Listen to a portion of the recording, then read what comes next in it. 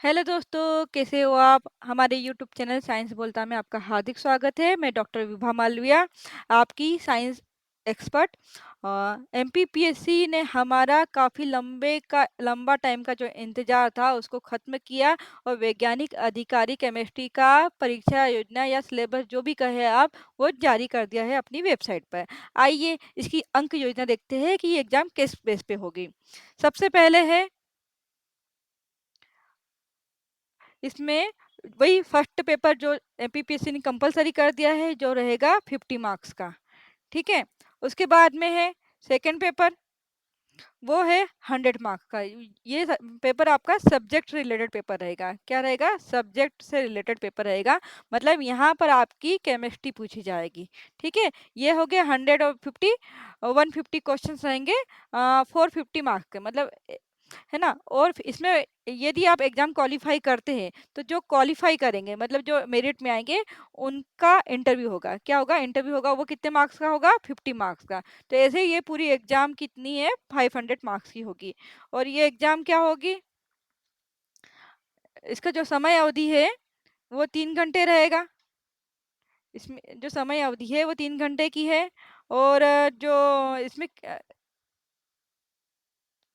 3 घंटे की समय अवधि है। 150 वस्तुनिष्ठ क्वेश्चन रहेंगे जो 450 अंक का रहेगा। और इसमें ऑप्शनल क्वेश्चंस रहेंगे।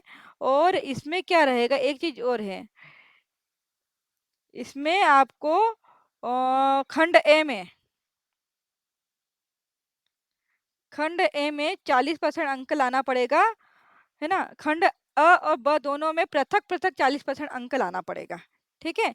एसटी, एससी, ओबीसी और ईडब्ल्यूएस और पीएस श्रेणी में आवेदनों को क्या रहेगा? 10-10% अंकों की छूट रहेगी। मतलब ये 40% है, तो आपको क्या लाना रहेगा? 30% अंक लाना पड़ेगा। किसको किसको?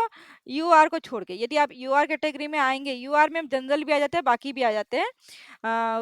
उसकी डेफिनेशन तो आप बाद में देखेंगे।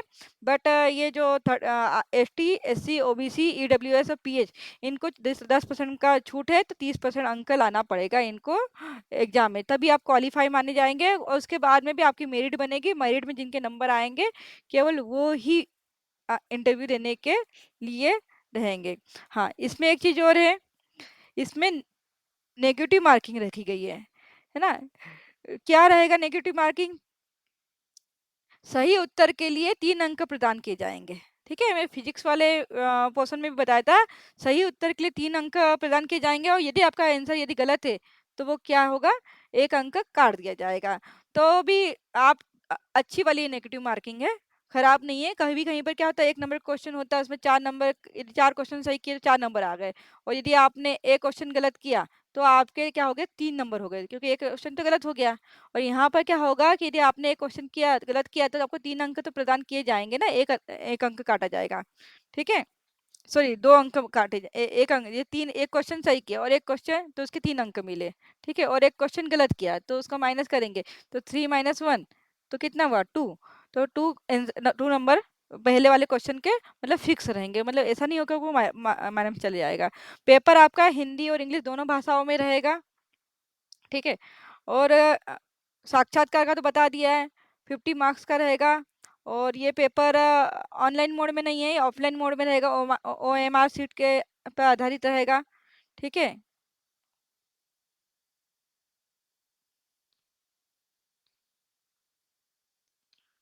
और देखते हैं आगे क्या है। अभी हम सब्जेक्ट पाठ्यक्रम पे ही आ जाते हैं।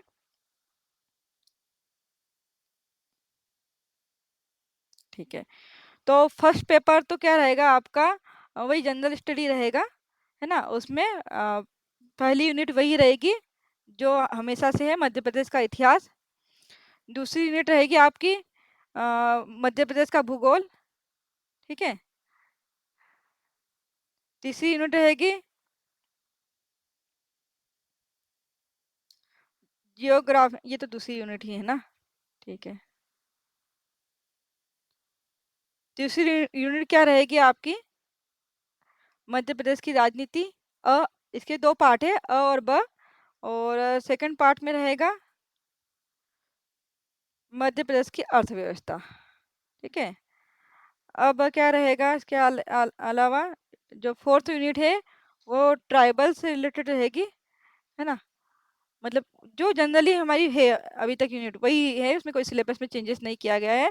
और पांचवी यूनिट है अंतर्राष्ट्रीय राष्ट्रीय मध्य प्रदेश की महत्वपूर्ण समसामयिक घटनाएं एवं सूचना एवं संचार प्रौद्योगिकी। ठीक है। अब आते हैं केमिस्ट्री पे। तिल थाम के बैठिए दोस्तों, हम अब आ रहे हैं केमिस्ट्री पे।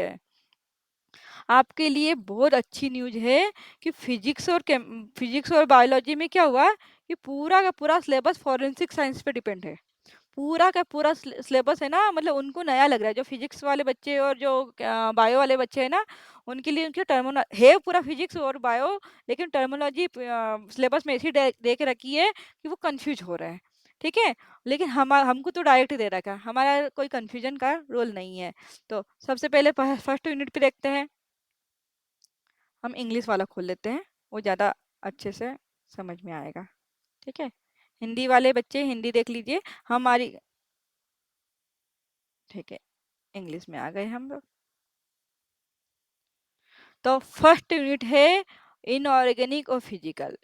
इस यूनिट में पूरा इनऑर्गेनिक और पूरा फिजिकल डाल दिया है। ठीक है। असिस्टेंट प्रोफेसर के एग्जाम में भी 2 यूनिट इनऑर्गेनिक की है, 2 यूनिट फिजिकल की है। बट इसने इसमें क्या किया उन्होंने, पूरा ऑर्गेनिक इनऑर्गेनिक और फिजिकल दोनों एक ही यूनिट में डाल दिया है। फर्स्ट यूनिट वही जनरल है, atomic structure and bonding theory, Bohr model, VSP, VSC pass, CFT, LFT, MO, है ना, सॉल्वेंट इफेक्ट, एसिड बेस, सब इसमें आ गया। ठीक है। सेकेंड यूनिट क्या है, एलिमेंट एंड कोऑर्डिनेशन कंपाउंड। ठीक है। ये पूरा पीरियोडिक टेबल। ठीक है। अब पीरियोडिक टेबल तो बोलेंगे आप तो 9th 10th वाली बात कर रहे हो, नहीं ना, पीरियोडिक टेबल से रिलेटेड जितना भी कॉन्सेप्ट है सब इसमें आ जाएगा।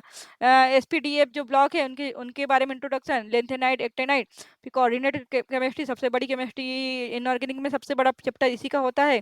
आइसोमेरिक, जॉन टेलर इफेक्ट, ये भी इसी के अंदर है। ऑगल टेनाबेस डायग्राम, ये पूरा इनऑर्गेनिक वाला इसमें आ गया है।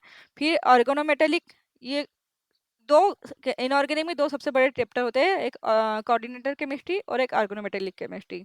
तो ये दोनों यूनिट्स दे रखी है। बायो इनऑर्गेनिक भी इसके साथ में मैच कर दी है, मेटल कार्बन, है ना, कैटालिस्ट, फेरोसिन्स, है ना, metal protein, metal toxicity, medicinal use, है ना ये। अब ये उन्होंने एक वर्ड यूज किया है यहाँ पर, एक ही वर्ड यूज किया है, यहाँ ले लेते हैं, मेटल टॉक्सिसिटी। ठीक है। अब आप बोलोगे ये तो छोटा सा है, आप अभी तक एमएससी में जो केमिस्ट्री के सब बच्चे हैं वो तो एमएससी में थोड़ा सा पढ़ते हैं, मेटल टॉक्सिसिटी में करीब एक छोटी सी यूनिट पढ़ते हैं। बट यहाँ पर ये जो पूरी बायो इनऑर्गेनिक है ना, और ये इसका सार इसी में घुसा रहेगा, घुमा रहेगा ना, मेटल टॉक्सिसिटी। क्योंकि हमने जो जो सिलेबस प्रिडिक्ट किया था उसमें हमने टॉक्सिसिटी डाला था ना। तो ये टॉक्सिसिटी यही वाली है, वो पूरी यूनिट जो हमने इसमें डिस्कस की थी वो पूरी यूनिट इसके अंदर आएगी। ठीक है। और मेडिसिनल यूज ऑफ सिस्प्लेटिन, है ना। और केमिकल काइनेटिक ये फिजिकल वाला आ गया। ठीक है। Electrochemistry, thermodynamic, state matter. अब इसके अलावा है क्या फिजिक्स में, सब तो दे रखा है उन्होंने, है ना। हाँ, अब चलो सेकेंड यूनिट में आते हैं आप।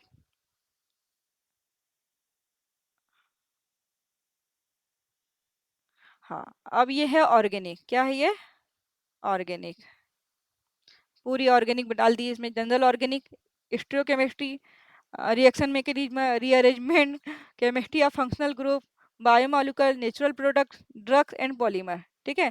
हमने ड्रग्स को भी डिस्कस किया था ग्रुप में। ठीक है। ये इसके अंदर आ गया। अब इसमें जो एग्जाम्पल जो रहेंगे ना वो आपको फॉरेंसिक साइंस से रिलेटेड रहेंगे, जैसे ब्लड सैंपल लेना पड़ेंगे, है ना, कुछ एसिड बेस वाले सैंपल लेना पड़ेंगे, और पॉइजन वाले सैंपल लेना पड़ेंगे, पॉइजन्स लेना पड़ेंगे। मतलब ऐसे सैंपल के साथ में हमारी बॉडी में क्या क्या रिएक्ट करता है, जिसके बारे में यहाँ डिस्कस करना है। अभी तक हम नॉर्मल सिंपल एग्जाम्पल ले रहे थे, वो ऐसे एग्जाम्पल नहीं लिए जाएंगे इसमें। इसमें एग्जाम्पल वो लिए जाएंगे जो फॉरेंसिक साइंस में यूज होते हैं रियल लाइफ में। क्योंकि आपने फिजिक्स का और बायोलॉजी का सिलेबस देखा है, आप देखिए जाके, उनका सिलेबस बहुत डिफरेंट है ना। हमारा सिलेबस में हम टर्मिनोलॉजी को समझ रहे हैं, हम इनको पढ़ चुके हैं, है ना। एल्डोस रिएक्शन, केनिजारो डिकमेन रिएक्शन, इन सब रिएक्शन में वो एग्जाम्पल लिए जाएंगे जो फॉरेंसिक साइंस में यूज होते हैं। ठीक है। अब आया है स्पेक्ट्रोस्कोपी। स्पेक्ट्रोस्कोपी में क्या है, सभी स्पेक्ट्रो दे दी, रोटेशनल दे दी, एटॉमिक दे दी, है ना, वाइब्रेशन, रमन, है ना, electronic, molecular, F T I R, है ना, FTNMR भी दे रखा है ना, H1C1 वाला, मास स्पेक्ट्रोस्कोपी भी दे रखा है। ठीक है। तो ये सब यूज होते हैं एक्चुअली, ये सारे स्पेक्ट्रोस्कोपी क्या होते हैं, फॉरेंसिक साइंस में यूज होते हैं, फॉरेंसिक लैब में जो है ना यूज होते हैं, इसलिए इनको दिया गया है। ठीक है। अब क्या है, एनालिटिकल टेक्निक्स में क्या आएंगे, एनालिटिकल टेक्निक्स और इंस्ट्रूमेंटल मेथड। ये थोड़ा थोड़ा सिलेबस जो है ना फिजिक्स का, जो एनालिटिकल वाला चैप्टर है ना, उससे मैच कर रहा है ना, यहाँ वहाँ पर भी ये सब चीज़ें दे रखी है। तो ये कॉमन यूनिट हो गई है हमारी फिजिक्स वालों की और केमिस्ट्री वालों की, है ना। क्रोमेटोग्राफी है, सेपरेशन ऑफ टेक्निक्स है, क्लासिकल मेथड है ना, इलेक्ट्रो इलेक्ट्रो एनालिसिस टेक्निक्स है, थर्मल मेथड है ना, माइक्रोस्कोपिक टेक्निक्स है, ये भी उसमें दे रखी है। तो वो और ये यहाँ पर हम दोनों, यहाँ हो सकता है उनको न्यूमेरिकल सॉल्व करना हो, हमें भी उसी टाइप से कुछ देखना पड़ेगा। यूनिट 5 क्या है, फॉरेंसिक साइंस। फॉरेंसिक साइंस के रिलेटेड मतलब जो नाम से है वो एक ही यूनिट दे रखी है। ठीक है। बाकी में हम उसमें कॉन्सेप्ट यूज करेंगे, है ना। Fundamental forensic science, role of forensic science, type of evidence, है ना, chain of custody, crime scene proceeding, documentation, photography, sketching, 3D scanning, ये भी फिजिक्स में है। ठीक है, ये बायो में भी है। ठीक है, ये यूनिट कॉमन है।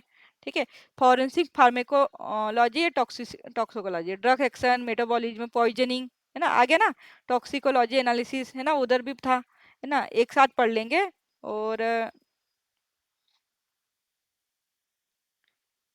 ये क्या छूट गया, है ना, एल्कोहल एनालिसिस, एल्कोहल का भी मैंने बताया था आपको कि एल्कोहल एनालिसिस भी रहेगा।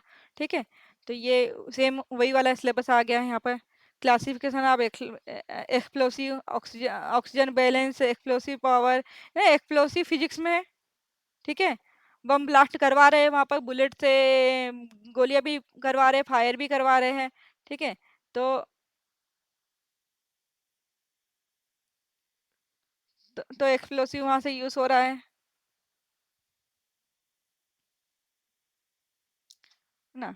एक्सप्लोसिव कहाँ गया, ये फिर NEF स्टैंडर्ड, है ना, फायर एनालिसिस, विक्टोरी, ये सब थोड़ा सा फिजिक्स इसमें आ जाएगा, है ना। अब केमिस्ट्री फिजिक्स आया तो बायो भी लाएंगे ना, पेट्रोलियम फॉरेंसिक, न्यूक्लियर केमिस्ट्री, है ना, function petroleum forensic analysis, petroleum product trace evidence, है ना, ये भी इसमें दिया गया। फूड केमिस्ट्री एंड फॉरेंसिक मतलब फूड से रिलेटेड जो मतलब ये भी बायो की यूनिट है, इसमें हम कॉमन आ गई यूनिट, है ना। तो ये सिलेबस था हमारा साइंटिफिक ऑफिसर केमिस्ट्री का।